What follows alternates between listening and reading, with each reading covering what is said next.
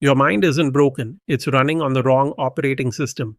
And the fix isn't meditation apps, journaling, or positive thinking. It's something far older, and it works in about 90 seconds.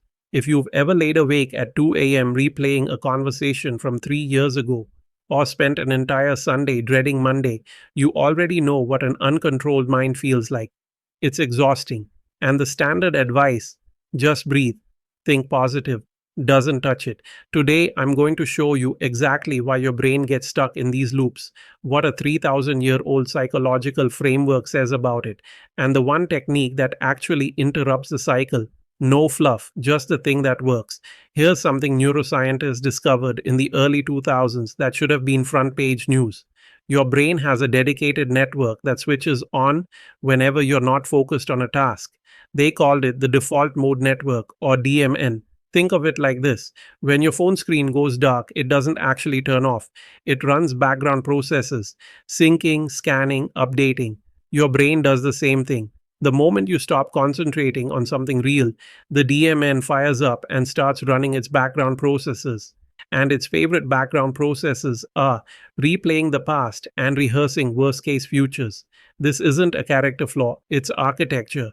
The DMN evolved to help us solve social problems, plan ahead, and learn from mistakes. But in a modern life filled with constant low grade stress, it gets stuck in a loop.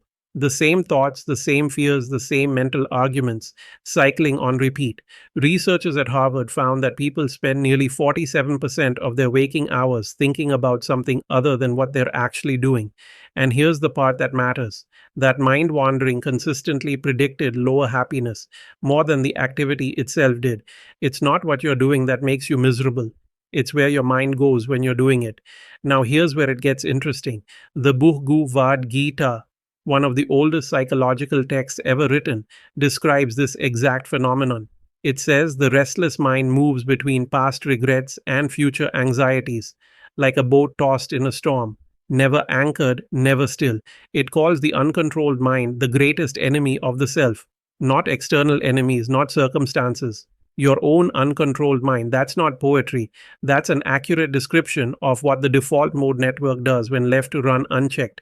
The most common advice for overthinking is stop thinking so much. And if you've tried that, you know exactly how well it works. There's a classic psychology experiment called the white bear problem. Researchers told participants, whatever you do, do not think about a white bear, just push the thought away. What happened? White bears everywhere. The harder people tried to suppress the thought, the more it came back. This is called the ironic process theory. The act of monitoring whether you're thinking about something requires you to keep that thing active in your mind. You can't suppress your way out of overthinking.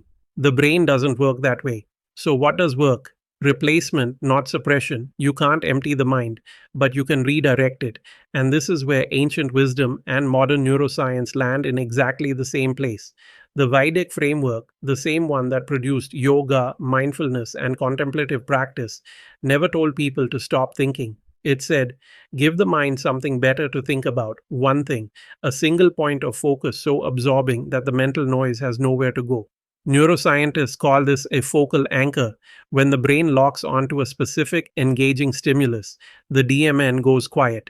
The background processes pause, the loop breaks. The stop overthinking mind technique isn't about force, it's about redirection.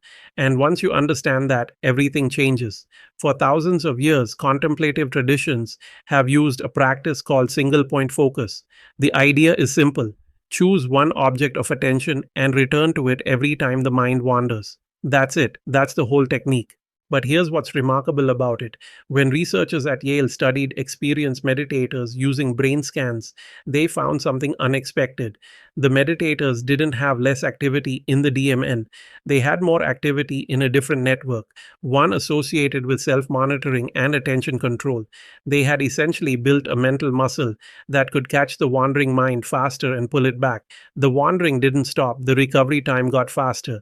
That's the real skill. Now, you don't need to sit cross-legged for an hour to use this. The technique works in any form as long as the core principle holds: one focal point, sustained attention, and a gentle return when you drift. Here's how to apply it practically. Choose an anchor. It can be your breath, the feeling of your feet on the floor, a single word you repeat internally. a visual point in the room. Anything works as long as it's specific and you can return to it. Set a short window, 2 minutes, not 20, 2. The goal isn't endurance, it's the act of returning. Every time you notice your mind has drifted to the argument you had last week or the meeting you're dreading, and you come back to your anchor, that's one repetition. You just work the attention muscle. The Gita describes this as bringing the mind back from wherever it wanders and fixing it on the self. Modern psychology calls it attentional training. They're describing the same mechanism and both agree it's practice, not perfection. The wandering is part of the exercise. Do this once a day for a week, not to feel enlightened, just to get better at catching the loop before it pulls you under. Here's a counterintuitive truth about the stop overthinking mind problem. Idle time makes it worse, not better. Most people assume that rest, scrolling, zoning out, lying on the couch, quiets the mind. It doesn't.